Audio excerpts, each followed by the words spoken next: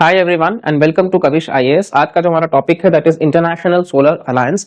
साथ ही साथ आप सबको पता है कि कॉन्फ्रेंस ऑफ पार्टीज का जो 29th समिट हो रहा है, जो यूएनएफ ट्रिपल सी 1992 से चालू करे है रियो अर्थ समिट से, तो वहां से आप देखेंगे कि ये अजरबैजान में कंडक्ट करा जा रहा है बाकू में। तो ये एनवायरनमेंट काफी इंपॉर्टेंट रहने वाला है। साथ ही इंटरनेशनल सोलर अलायंस पे भी चर्चा करा जा रहा है। तो आइए हम इस वीडियो में काफी इंटरेस्टिंग और इन्फॉर्मेटिव वे में उसको कवर करते हैं।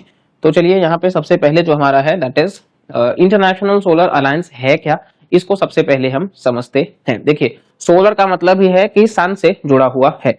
आज के समय में हम सबको पता है कि क्लाइमेट चेंज जो है वो भयानक तस्वीर है। किस तरीके से सी लेवल जो है वो लगातार राइज कर रहा है, इसकी वजह से बहुत सारे प्रॉब्लम्स बहुत सारे कंट्रीज को फेस करने पड़ रहे हैं। तो हर कंट्री जो है वो फोकस कर रहा है कि ज्यादा से ज्यादा जो नॉन फॉसिल फ्यूल सोर्सेस है उससे वो शिफ्ट करेंगे। फॉसिल फ्यूल मतलब कि बेसिकली हम कह सकते हैं रिन्यूएबल एनर्जी जो है, दरअसल उसके ऊपर इनका फोकस जो है उस पे वो मतलब बात कर रहे हैं।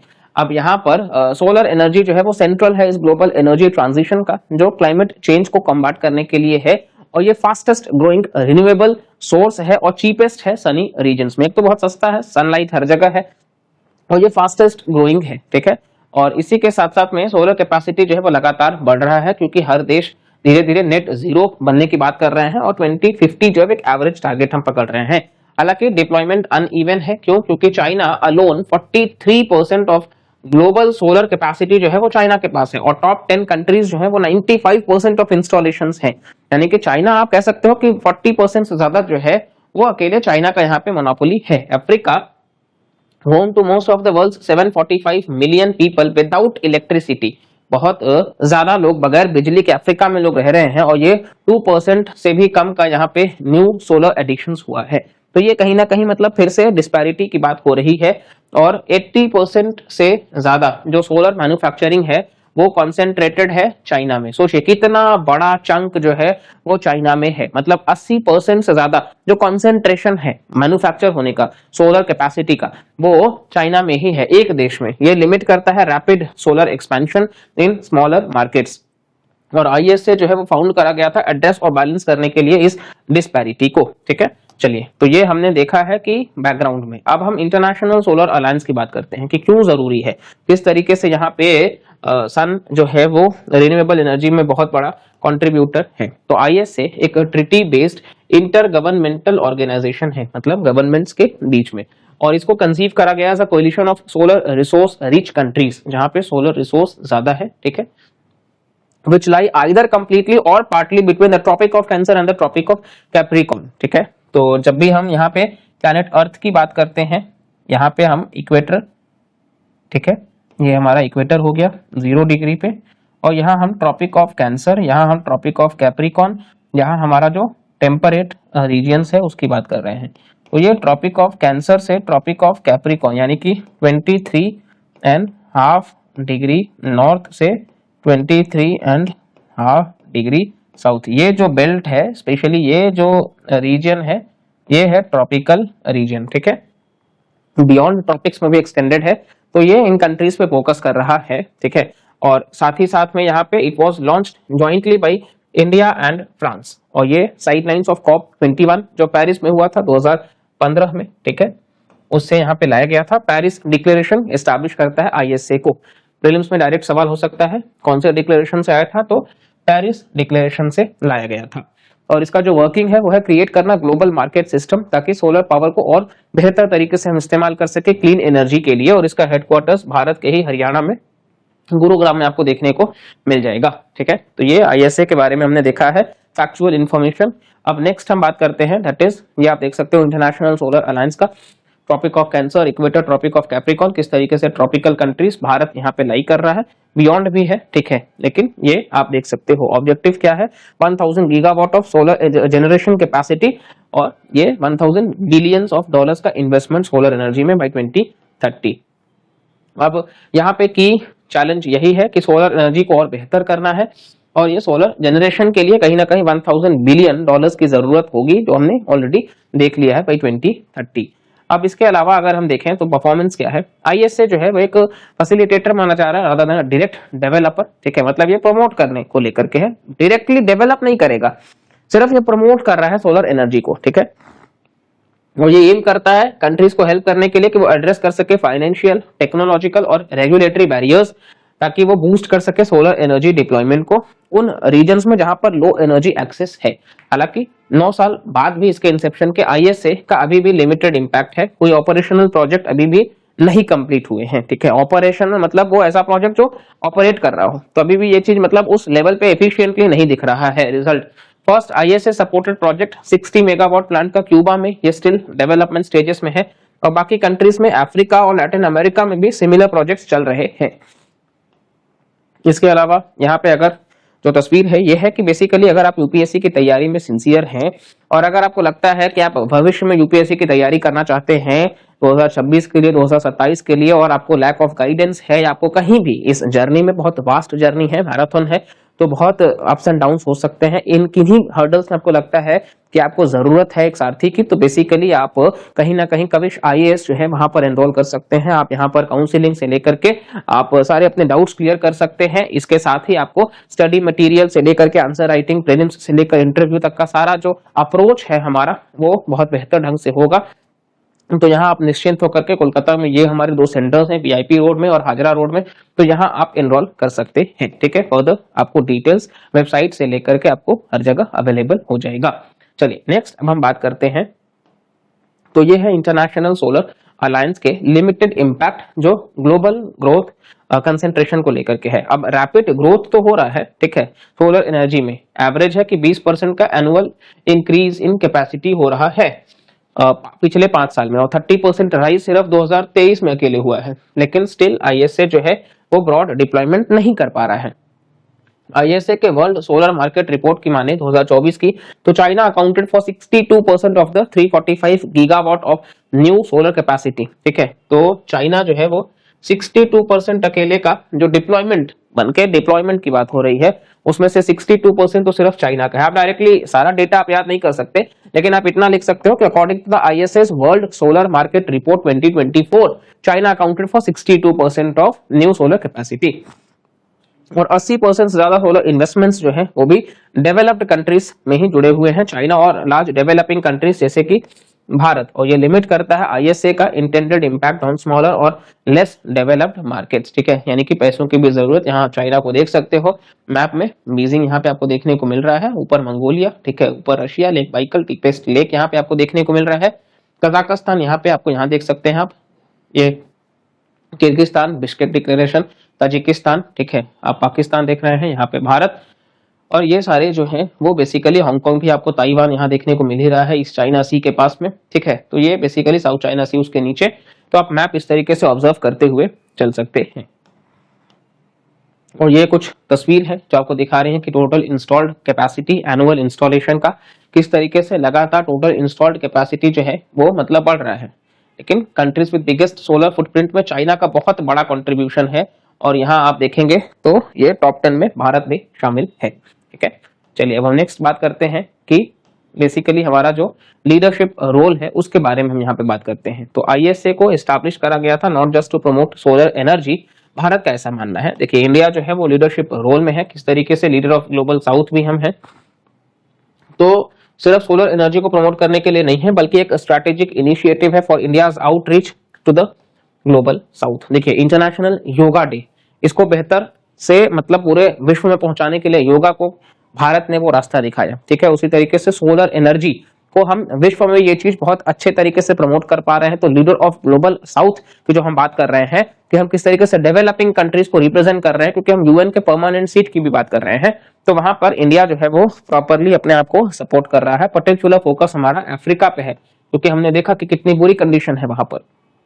और इंटर गवर्नमेंटल ऑर्गेनाइजेशन के तहत आईएसए को एक इंडियन इनिशिएटिव माना गया है, क्योंकि इसका जो हेडक्वार्टर्स है वो न्यू दिल्ली बेस्ड है, और इंडियन फंडिंग भी आपको देखने को मिल जाएगी, और इंडिया का लीडरशिप है इसके जनरल असेंबली में जो कंटिन्यू रहेगा एटलीस्ट 2026। ठीक है, PM Modi has highlighted ISA's role as a symbol of India's leadership for the global south. ये लाइन को आप लिख सकते हो डायरेक्टली अपने मेंस में। ठीक है, चलिए नेक्स्ट अब हम बात करते हैं कि हालांकि ISA का जो इम्पैक्ट है ये लिमिटेड है अंडर फंडिंग के लिए, स्टाफिंग का शॉर्टेजेस है और चैलेंजेस है जनरेट करने के लिए interest in solar energy among energy deprived Nations, लेकिन इसका जो अंडर यूटिलाइजेशन है, इससे भारत का जो एम्बिशंस है ये भी इम्पैक्ट होगा। ठीक है, चलिए अब यहाँ पे ISA के बारे में तो हमने डिटेल में देख लिया है। नेक्स्ट हम थोड़ा सा कॉन्फ्रेंस ऑफ पार्टीज का जो 29th समिट हो रहा है, थोड़ा हम इसके बारे में भी जान लेते हैं। ठीक है, यहाँ कुल मिलाकर के हम कह सकते हैं कि भाई प्रोजेक्ट्स और बेहतर तरीके से इंप्लीमेंट होना चाहिए। कॉन्फ्रेंस ऑफ पार्टीज का लोकेशन हमने देख लिया है, अजरबैजान में है। ठीक है, आर्मेनिया अजरबैजान के बीच जो नागोर्नो काराबाख कॉन्फ्लिक्ट है वो है। साथ ही साथ में अगर हम देखें तो COP29 से पहले अगर हम थोड़ा सा टाइमलाइन समझें तो यहाँ हम कह सकते हैं कि किस तरीके से क्योटो प्रोटोकॉल जो है वो लाया जाता है। ठीक है, और क्योटो प्रोटोकॉल में आगे चल करके UNFCCC 1992 में, ठीक है, और इसी के साथ साथ में UNFCCC, ठीक है, और ये United Nations framework convention on climate change, आगे चल करके क्योटो प्रोटोकॉल कि किस तरीके से ग्रीन हाउस गैसेस के बारे में चर्चा करा गया है, और फिर आगे कोपेनहेगन अकॉर्ड के बारे में 2009 में बात करा जाता है। ठीक है, कोपेनहेगन अकॉर्ड, जहां पे ये कहा जाता है कि जो डेवलप्ड कंट्रीज होंगे वो $100 बिलियन तक का फंडिंग प्रोवाइड करेंगे डेवलपिंग कंट्रीज को बाय 2020, जो आगे एक्सटेंड हुआ 2025 तक। इसके ऊपर हमने एक वीडियो करा है चैनल पर, तो अगर आपने नहीं देखा है तो आप उस वीडियो को भी एनवायरनमेंट का जरूर चेक करिएगा। फिर आगे हम देखते हैं कि किस तरीके से इन चीजों के बाद में पेरिस क्लाइमेट डील की तरफ भी हम रुख करते हैं। ठीक है, तो ये भी हमने देख लिया है कि पेरिस एग्रीमेंट COP21 से 2015 में,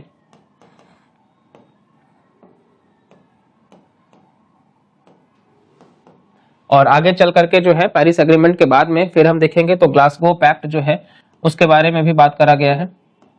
ग्लासगो पैक्ट के बारे में, जहां पे पहली बार फेज आउट ऑफ कोल्स की बात करी गई है।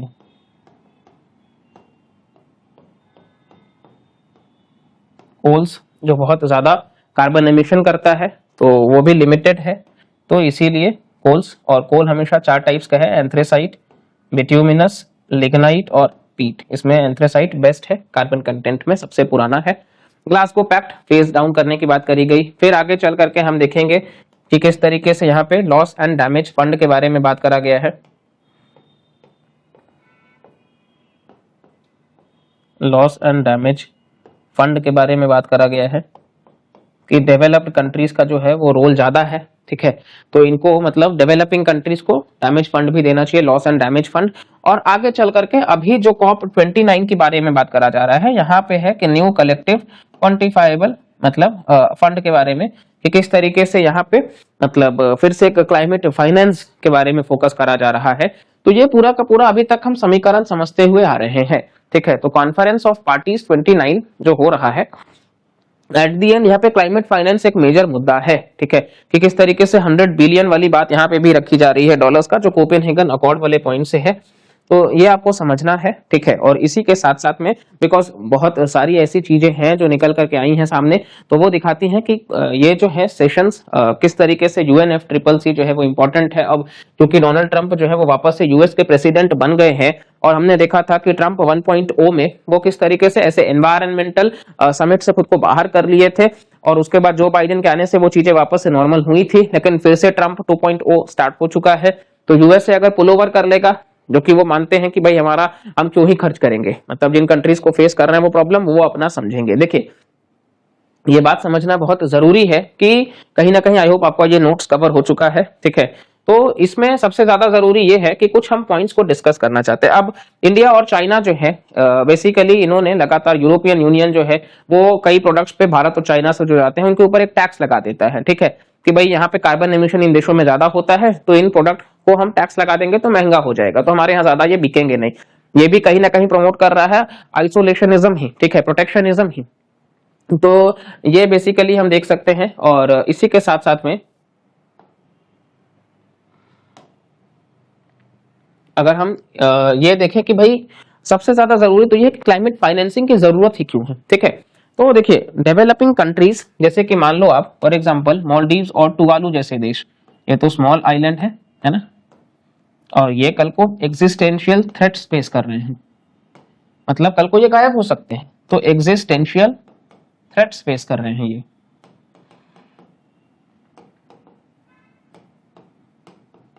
इसी के साथ साथ में अगर हम बात करें तो कोस्टल नेशंस जैसे कि भारत और बांग्लादेश, यहाँ पे भी साइक्लोन्स और फ्लडिंग बहुत ज्यादा देखने को मिल रहा है, ठीक है, तो ये हमें ध्यान देना है। इस तरीके से रिसेंटली साइक्लोन दाना भी आया था। अच्छा, अपार्ट फ्रॉम दैट अगर हम देखें तो ये क्योंकि डेवलपिंग इकोनॉमीज है, इनका जो प्राइमरी सेक्टर पे फोकस ज्यादा है, यानी कि एग्रीकल्चर से मेजॉरिटी ऑफ द जीडीपी है, ठीक है, मोर देन 25% ऑफ जीडीपी। अब अगर इतना ज्यादा जीडीपी में कंट्रीब्यूशन एग्रीकल्चर का होगा, कल को अगर एग्रीकल्चर में क्लाइमेट चेंज की वजह से बारिश नहीं हुआ या बारिश ज्यादा हुआ तो क्रॉप्स इफेक्ट होंगे, और क्रॉप्स इफेक्ट होंगे तो फिर उससे क्या होगा, food in security, food in security, यानी कि यूएन का जो सस्टेनेबल डेवलपमेंट गोल है उसका भी वायलेशन होगा, एसडीजी, ठीक है, ये ध्यान रखिएगा। इसके अलावा नए टेक्नोलॉजीज के लिए इनके पास में डेट बर्डन्स ऑलरेडी ज्यादा हैं, तो अब ये और ज्यादा नहीं कर सकते हैं, तो नई टेक्नोलॉजीज का भी एक प्रॉब्लम है। और अपार्ट फ्रॉम दैट हम देखे हैं किस तरीके से और सारे मेजर चैलेंजेस निकल करके आते हैं कि मतलब ये मेजर समस्याएं हैं, लेकिन ये कुछ है कि डेवलपिंग इकोनॉमीज को बड़ा मतलब प्रॉब्लम है, ठीक है, कि वो ट्रांजिशन कर पाना इतना आसान नहीं होगा। तो ये कुछ पॉइंट्स हैं, ये भी आप लिख लीजिएगा। अब हम नेक्स्ट आगे बढ़ते हैं। ये आप तस्वीरें देख सकते हैं किस तरीके से सी लेवल जो है वो मतलब लगातार बढ़ता जा रहा है, क्योंकि ग्लेशियर्स जो है वो मेल्ट हो रहे हैं। देखिए इसके लिए एल्बिडो इफेक्ट आप सबने पढ़ा होगा, ठीक है। एल्बिडो इफेक्ट में बेसिकली अगर हम देखें तो मान लीजिए एल्बिडो इफेक्ट में कि अगर ये कुछ ग्लेशियर्स हैं, ठीक है, अब अगर ये ग्लेशियर्स हैं और यहाँ से अगर सन के जो रेज हैं ये लगातार पड़ रहे हैं, तो ये क्या है कि ये फर्दर रिफ्लेक्ट बैक कर देंगे, ठीक है। लेकिन अगर ये नहीं रहेंगे, इसी को हम कह रहे हैं एल्बिडो इफेक्ट, ठीक है, हम इसी को एल्बिडो इफेक्ट कह रहे हैं। और ये मैक्सिमम होता है व्हाइट में, यानी कि स्नो एग्जाम्पल है।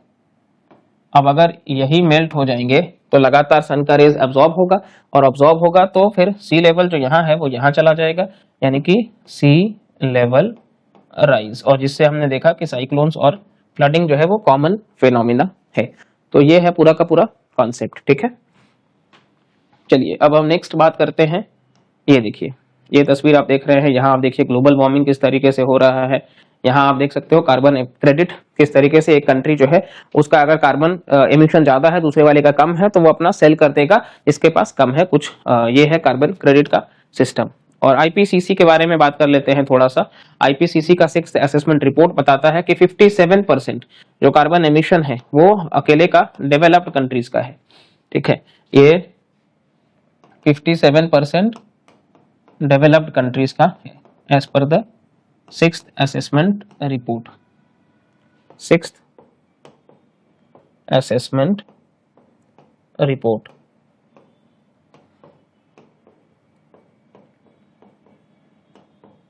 और इसको यूएनईपी, इनका हेडक्वार्टर्स नाइरोबी केनिया में है।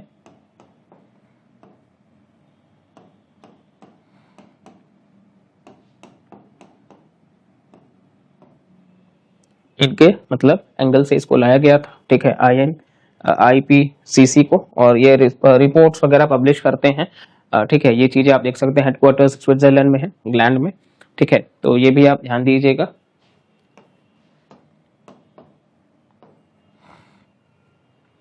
अब इसके अलावा अगर हम बात करें तो यहाँ पे हम देख सकते हैं क्लाइमेट फाइनेंसिंग, उस चीज के बारे में भी हमने डिटेल में डिस्कस कर लिया है कि क्लाइमेट फाइनेंसिंग क्या है। और इसी के साथ साथ में कुछ इंपॉर्टेंट प्रोटोकॉल्स की बात अगर हम कर लेते हैं तो इंपॉर्टेंट प्रोटोकॉल्स में जो काफी इंपॉर्टेंट है, यहाँ सबसे पहले हम देखेंगे मॉन्ट्रियल प्रोटोकॉल के बारे में, ठीक है। मॉन्ट्रियल प्रोटोकॉल जो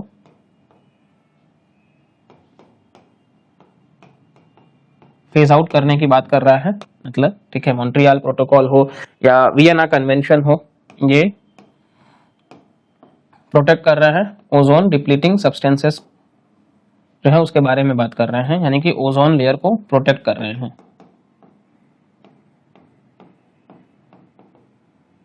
देखिए हमारा जो एटमॉस्फेरिक लेयर्स है, ठीक है, ये लेयर्स की बात अगर हम कर लेते हैं, अगर ये ट्रोपोस्फियर है, ये स्ट्रेटोस्फियर है, ये मेसोस्फियर, थर्मोस्फियर और एक्सोस्फियर, तो यहाँ पे जो ओजोन लेयर है दैट इज हार्मफुल, ये तो ट्रैप कर लेता है, ये रोक देगा, लेकिन यहाँ जो है ये रिफ्लेक्ट कर देता है सन के हार्मफुल यूवी रेस को, ये गुड ओजोन है। ठीक है, तो ये जो गुड ओजोन है स्ट्रेटोस्फियर में जो मिलता है, अब ये गुड ओजोन धीरे धीरे खत्म हो रहा है, तो इसी चीज को बचाने के लिए मॉन्ट्रियल और वियना जैसे आपको देखने को मिल जाएंगे। साथ ही साथ में किगाली अमेंडमेंट भी लाया गया था।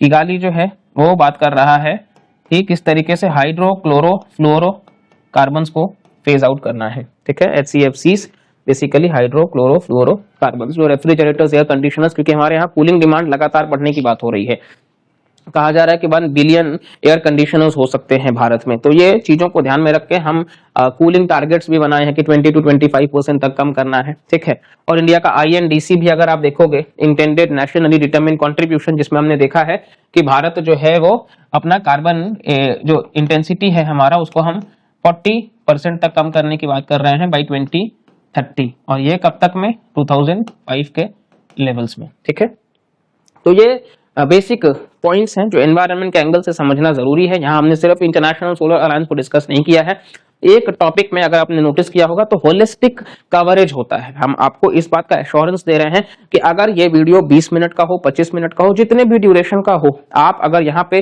पूरी तरीके से वीडियो को देख रहे हैं, अच्छे से ऑब्जर्व कर रहे हैं, संग संग नोट्स बना रहे हैं, अच्छे से सुन रहे हैं, तो आपको कहीं ना कहीं एक होलिस्टिक अंडरस्टैंडिंग मिल जाएगा। और इसके बियॉन्ड बहुत हाई चांसेस है कि क्वेश्चन ना हो। फिर भी आपका कोई डाउट है तो आप कमेंट सेक्शन में जरूर पूछिएगा, हम हमेशा उस चीज के लिए आपका हेल्प करेंगे। लेकिन एट द एंड, क्योंकि ये इनिशिएटिव्स आपके लिए लाए गए हैं, तो ये आपकी जिम्मेदारी है कि आप इसको अच्छे से देखें और सीखें। तो इसी वीडियो को हम यहाँ पे एंड करेंगे। आप लाइक, शेयर और सब्सक्राइब जरूर करके रखिएगा। तब तक के लिए अगले वीडियो में मिलेंगे। Bye bye, take care and जय हिंद।